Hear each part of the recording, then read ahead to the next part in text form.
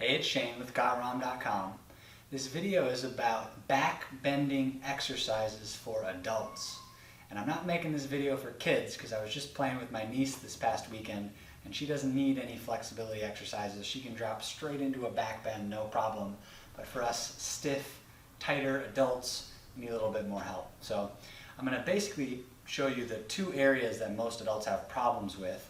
One being thoracic extension, the ability to arch from the upper back, not the low back, and also shoulder flexion. The combination of shoulder flexion and thoracic extension is a big, it's the upper body component of doing a good back bend or a back bridge or a thoracic bridge. So that's what we're going to do these stretches on today. Now you should note that there's more than just some stretches that adults need. Typically they've got, a rotator cuff problem and postural issues, and they need more than stretching. They actually need a lot of tissue work and joint mobility work. So that's what my full back bridge program is about. But I want to show you a couple really good stretches for back bending for stiff adults. So let's get into it. So the first exercise that we're going to do to get a little bit of thoracic arching or thoracic extension back into that upper spine is we're going to use the wall, and we're going to put our hands like this, elbows on the wall, and use that as a lever to kind of put some arch into our upper back. So it looks like this. You're going to put your hands on your shoulders, elbows up on the wall, chin above your hands, and then you're going to try to stick your butt back and drop your chest down and feel an arching sensation in your upper back. So it looks like this here.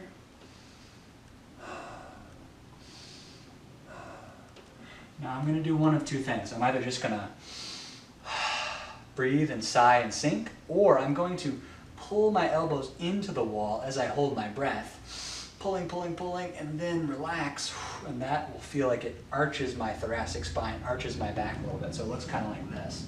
You're here, arching your upper back, sticking your butt out, or tensing. Now you might have to slide your elbows up or down the wall a little bit to get the sensation right where you feel you need it. If you find that you're feeling it in your low back, that's not good. We want to feel it in our upper back. So that's the wall thoracic extension drill. The next exercise that we're going to do is both for thoracic extension, arching in your upper back, as well as shoulder flexion. So you're going to put your hands on a chair, and you're going to subtly kind of cue an opening of your shoulders, kind of thumbs up to the ceiling without actually moving. It's more at the shoulder joint. Can there be a little bit of external rotation happening? That's going to open up and kind of unimpinge your shoulders a little bit. If you get a lot of really impingy feelings in this position, then you might need to actually go thumbs up to the sky. But we want you to work towards hands flat, because when you do a bridge, you're going to have your hands flat. You can't be bridging on the side of your hands. So if you do get a lot of impingement feelings, you might want to check out the full back bridge program, where I do tissue work in and around the shoulder joint, which will really clear up that impingement. But try this stretch out. You're going to go hands on the chair, cue that external rotation, kind of opening up in this direction, and then drop your chest through your hands and try to arch from your upper back and kind of wiggle around until you get comfortable. And then breathe, relax, play around with different head positions.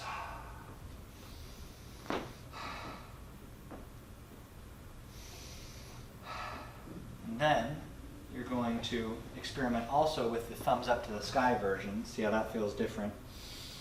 You can also contract by pushing your hands into the chair and then relaxing. So you're here, push, and relax. So that's another good exercise for the shoulders and for thoracic extension.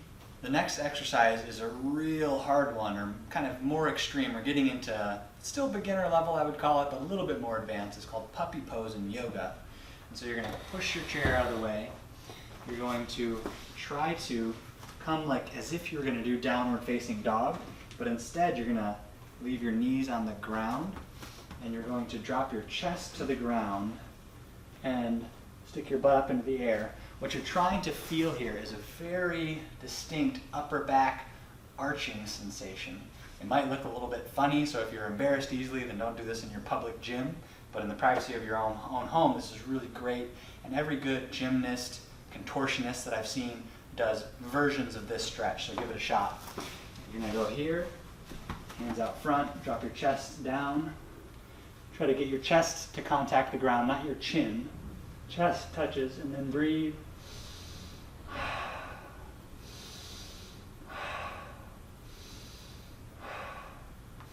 So what I'm feeling is on every exhale, it actually feels like someone's bending my upper back a little bit more, getting that arching sensation, which gives you more clearance for your shoulder flexion and makes back bending significantly easier. So give the puppy pose a shot.